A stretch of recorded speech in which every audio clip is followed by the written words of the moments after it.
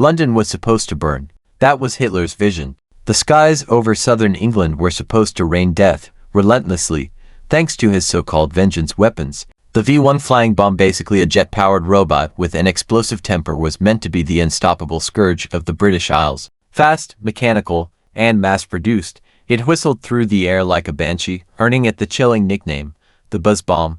And for a brief moment, it was terrifyingly effective. In the summer of 1944, thousands of these little monsters were launched toward London, each one packed with high explosives, each one traveling faster than most planes could catch. If you enjoyed this breakdown, don't forget to like, subscribe, and drop a comment. Your feedback helps shape what we cover next, and you being here keeps the conversation going. Thanks for watching. See you in the next one. The Allies were panicking. Anti-aircraft defenses scrambled to shoot them down, but traditional methods weren't cutting it. Too fast, too small, too many. If you missed, there was no second chance. It was like trying to punch a hornet out of the air, while blindfolded. But then something strange happened. By August 1944, British forces were intercepting 82% of incoming V-1 bombs. 82%. Overnight, the V-1 campaign went from being a terrifying blitz to a spectacular failure. German intelligence was baffled. Their super weapon, touted as a technological triumph, was falling from the sky like it had a death wish. The Reich was pouring resources into these flying bombs, and they were getting shredded like paper planes over Kent. And here's the wildest part: they never figured out why. The secret wasn't in new pilots or miracle gunners. It wasn't divine intervention or some mysterious weather phenomenon. It was something far nerdier and far more lethal. A piece of American technology so advanced, the Germans refused to believe it could even exist: the proximity fuse. Now, if you're not already nodding like, oh yeah, I know what that is, let's break it down. This wasn't some flashy, oversized cannon or a cutting-edge jet fighter, no. It was a little device just a few inches long that turned every anti-aircraft shell into a smart bomb. It was cheap, it was tiny, and it was deadly. Officially called the VT fuse, variable time fuse, though some soldiers said it stood for victory tomorrow, this little miracle worked like magic. It had a miniature radio transmitter inside. When the shell flew near a target, it sensed the reflected radio waves, like an electronic sixth sense. The moment it got close enough, boom. Instant explosion. No need to hit the target dead on. No more relying on luck or blind timing. Suddenly, close enough became lethal. Before this, anti-aircraft gunners had to guess where to shoot, hope their timing was right, and cross their fingers. You'd fire hundreds of shells and maybe get one hit. With the proximity fuse, a few well-placed shots could wipe out a whole swarm of incoming threats. It changed the entire game. And here's where it gets cinematic. The Germans never saw it coming. They literally didn't believe it was possible. Their own scientists had explored similar ideas, but they hit a wall. The materials, the miniaturization, the complexity too far ahead. They figured no one could build a working radio-guided fuse small enough to survive being fired out of a cannon.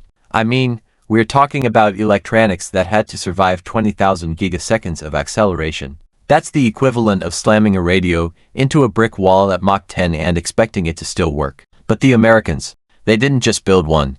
They built 22 million of them. That's right, 22 million. And not just in some secret bunker or lone mad scientist's lab. Over 110 factories, 80,000 workers, many of them women, none of them even fully aware of what they were assembling. Vacuum tubes, radio parts, batteries, detonators, all packed into a device that cost $732 at the start of the war, and just $18 by the end. Talk about a volume discount. Companies like Crossley, Sylvania, and RCA transformed overnight into electronics titans. They weren't building radios anymore. They were building death sensors. Fuses were tested rigorously, some even shot multiple times to ensure they still worked. The rejection rate was under 2%, and that's in an era where your fridge might explode if you looked at it funny. The quality control was unmatched, and when these fuses were paired with radar-guided anti-aircraft guns, like the SCR-584, it became a symphony of destruction. The radar tracked the V-1. The gun aimed automatically. The shell launched with a proximity fuse inside, and then mid-air detonation right next to the target. Not on impact. Next to. That's the difference between a near miss and an obliterated robot bomb. The result? On August 1, 1944, British defenses shot down 82% of the V-1 South launched that day. 82%. In a single day. That's not just military success. If you enjoyed this breakdown, don't forget to like, subscribe, and drop a comment. Your feedback helps shape what we cover next, and you being here keeps the conversation going. Thanks for watching. See you in the next one. That's a flex. Meanwhile, back in Berlin, German scientists were still scratching their heads. Reports of insane kill rates were coming in. Something wasn't adding up, but the explanation was so far beyond their assumptions that they dismissed it. They assumed the Allies were bluffing, that luck had simply swung the other way, or that maybe the British had found some new explosive trick. They never recovered an intact proximity fuse, and even when they found fragments, they couldn't reverse engineer the technology. They were dealing with something a full decade ahead of what they thought was possible. It wasn't just a military failure, it was an intelligence disaster. Now pause and think about that. In a war where espionage was constant and code-breaking was king, the Germans completely missed one of the most important tech breakthroughs of the entire conflict. That's not just a miss, that's a whiff so hard it should have come with a sad trombone. So while Hitler was banking on V-1 South to break British morale and turn the tide, the Allies were quietly shredding his wonder weapons before they even got close. Every buzz bomb that exploded midair wasn't just a technical win, it was a psychological triumph. Londoners slept a little easier. Allied forces shifted resources elsewhere, and Hitler's desperate gamble turned into a public embarrassment. And here's the part that really twists the knife. The success of the proximity fuse wasn't thanks to one lone genius. It wasn't Einstein scribbling equations on a chalkboard. It was the collective power of democratic industry. Collaboration between physicists, engineers, manufacturers, and everyday workers. People assembling parts on conveyor belts without knowing they were saving cities. This wasn't a handcrafted miracle. It was an assembly line revolution. Totalitarian regimes like Nazi Germany prided themselves on singular marvels: the V-1, the V-2, the Me-262. Gorgeous, deadly, and deeply inefficient. Built in small numbers by specialists, often using forced labor. Meanwhile, the Allies were cranking out tech by the truckload. Good enough, mass-produced, and everywhere. The proximity fuse was the perfect symbol of that approach. Not beautiful, but brutally effective. And when the war ended, and the veil of secrecy was finally lifted, people were shocked. Military historians ranked the proximity fuse as one of the most significant innovations of the entire war, second only to the atomic bomb. It was that big of a deal. It had transformed anti-aircraft warfare forever. The V-1 campaign, which had once looked like a nightmare, had been crushed not with heroism or brute force but with electronics, mass production, and a little radio transmitter that said, "Close enough is close enough." So what's the takeaway here? In the end, this wasn't just about bombs or fuses. It was about how you fight a war. The proximity fuse proved that victory doesn't always come from the biggest gun or the fastest plane. Sometimes, it comes from a quiet revolution in a factory, a hunk of circuitry no one believes in, or a production line running 24/7 in Cincinnati. And the Germans, they never knew what hit them. So let's give the proximity fuse its long overdue award. Most underrated war hero that fit in the palm of your hand. And a special dishonorable mention to the Nazi intelligence division for best performance in missing the obvious. If you made it this far, let's be real, you love a good story where the nerds win. So go ahead and subscribe for more behind-the-scenes chaos, unexpected tech twists, and delicious wartime ironies. And tell us in the comments, what's the most underappreciated piece of technology that changed history? Because sometimes, the real heroes don't explode until just the right moment. So picture this. It's late 1944. The Allies have turned the tide in Europe. D-Day is in the rearview mirror, Nazi forces are scrambling, and the V-1 campaign is officially flopping harder than a Hollywood reboot no one asked for. But while the bombs are failing spectacularly, the idea behind them still holds terrifying weight: automated, high-speed, long-range weapons designed to terrorize civilians and throw off enemy logistics. The Germans were already on their next version, the V-2. Faster, higher, unstoppable. But even that was a product of desperation. Because what they didn't know was that their V-1 South were being taken out of the sky by glorified radio tubes. Let that sink in. All those countless Reichsmarks spent developing precision-engineered jet bombs, dismantled by cheap, mass-produced components built by workers who probably didn't even know what they were holding. There's something almost poetic about it, isn't there? The Nazis, masters of spectacle and technological hubris, and done by invisible waves and mass manufacturing. And the Allies loved the fuse so much, they started putting it everywhere. Not just in anti-aircraft shells, but in artillery too. Ground forces quickly realized, hey, why wait for a shell to hit the ground if it can explode right above enemy trenches? That meant maximum shrapnel spread, maximum damage, minimal effort. In the Battle of the Bulge, American forces used VT fuses to devastating effect. German infantry couldn't hide behind snowbanks or in foxholes because the shells would explode just overhead, raining death from above. It was psychological warfare. Imagine being on the front lines, thinking you're safe under cover, and then boom.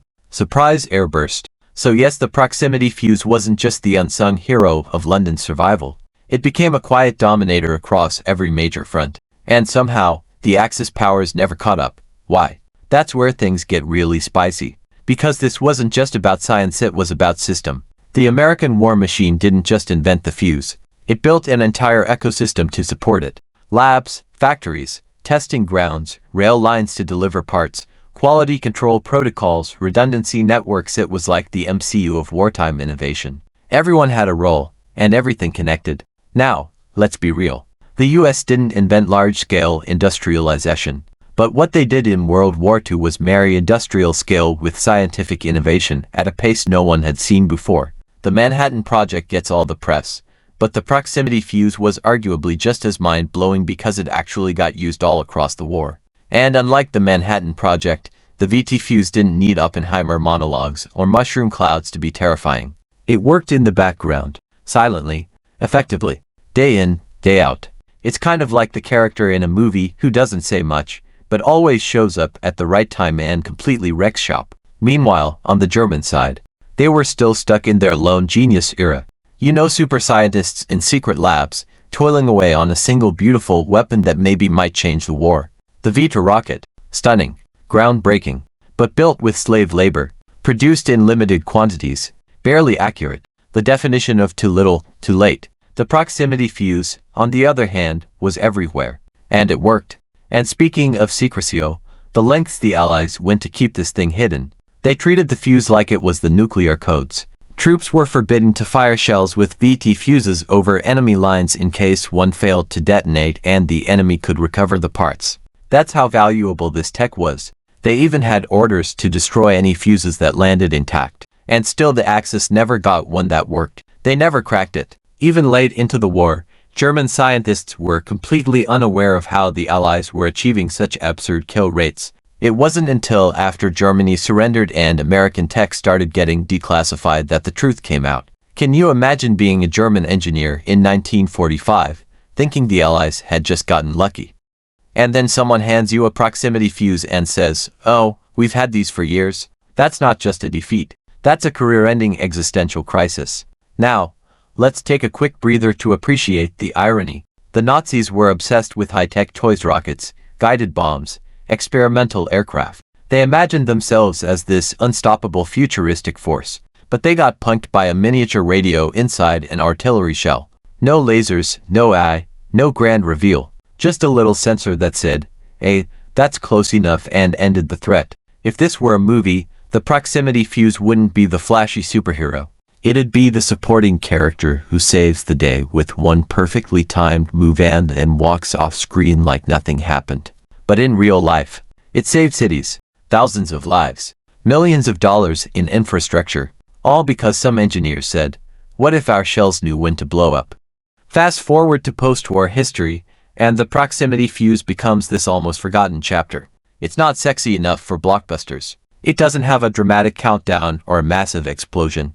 But behind closed doors, military analysts were obsessed. Because the fuse worked, reliably, across multiple theaters of war. It laid the groundwork for modern missile guidance systems, for radar-controlled weaponry, for any smart munitions that came after. Without the proximity fuse, you don't get precision-guided bombs. You don't get cruise missiles. You don't get modern air defense. And yet, in popular history, it's barely mentioned. So here's your reminder.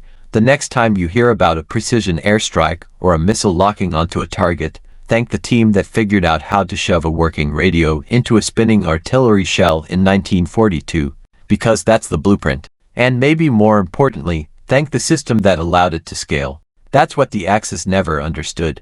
It wasn't just the invention, it was the distribution. America didn't win because it had better gadgets. It won because it could build millions of those gadgets and ship them out with zero delay. The proximity fuse is the perfect symbol of that. A small device that punched way above its weight class, multiplied by millions, and deployed with surgical precision. A triumph not just of science, but of organization. And hey, here's a little bonus twist. After the war, the Soviets quickly realized how effective this technology was. They reverse-engineered it from captured Allied rounds and made their own versions. The arms race didn't start with nukes, it started with fuses. Once you realize your shells can think, you never go back. So, yeah, this little device, forgotten in most textbooks, basically invented smart warfare. One day, the artillery is dumb, slow, and blind. The next, it has sensors and situational awareness. And the world would never fight the same way again. Now, let's bring it home. The story of the proximity fuse isn't just about winning a war. It's about how underestimated ideas, when combined with the right infrastructure, can tip the scales of history. It's about how small, precise innovation can outperform loud, over-engineered monstrosities. It's about how collaboration, secrecy, and sheer manufacturing muscle beat arrogance and tunnel vision. If you're into more hidden histories like this where the quiet, nerdy stuff turns out to be the real game changer, hit that subscribe button and drop your favorite forgotten tech in the comments. But suddenly, with the VT fuse, we weren't throwing darts in the dark anymore. We had a precision tool. The sheer confidence this gave to anti-aircraft crews was game-changing. Morale shot up. Commanders knew their defenses worked. And back at home, it sent a clear message. The Allies could innovate faster, scale better, and outwit the so-called master race at their own tech game. And here's a juicy little irony for you. Nazi Germany had some of the most brilliant theoretical physicists of the era. But many of them, gone, exiled, Jewish, pushed out by the regime's obsession with racial purity. So while the Nazis were busy driving away geniuses like Einstein and countless others, America was scooping up talent and letting them cook. It's one of those dark historical punchlines. When you purge your brightest minds for ideology, don't be surprised when the other side starts out inventing you. And Germany, they never recovered from that intelligence failure. They threw everything at the wall from miracle rockets to jet fighters, but never figured out that their fancy buzz bombs were being taken down by what was essentially a flying landmine with a radio in it. By the time they did find out, it was too late. The war had moved on. The Allies were advancing, and the buzz of the V-1 had been replaced by the silent roar of tanks rolling toward Berlin. So let's raise a metaphorical glass to the fuse. Understated, unsexy, and absolutely vital. Because history often celebrates the loudest explosions, but the real turning points, they happen in silence, in factory lines, in testing labs, in the guts of a spinning artillery shell that knows exactly when to go off. And if that isn't poetic, I don't know what is. Thanks so much for watching. If you made it all the way to the end, you're officially part of the small percentage of people who don't just click away, and that means a lot. Before you go, I'd love to hear from you. Drop a comment below and tell me your thoughts, your ideas, or even what you'd like to see next. I read every single one of them, and your feedback genuinely shapes the direction of this channel. If you enjoyed the video, tap that like button. It tells YouTube this content is worth sharing. And if you haven't already, hit subscribe and turn on notifications so you don't miss the next upload. We've got more exciting videos coming, and trust me, you'll want to be here for them. This channel is just getting started, and your support helps it grow faster than you realize. Thank you again for spending a part of your day here with me. Stay curious, stay motivated, and as always, take care of yourself. Until next time, I'll see you in the next video.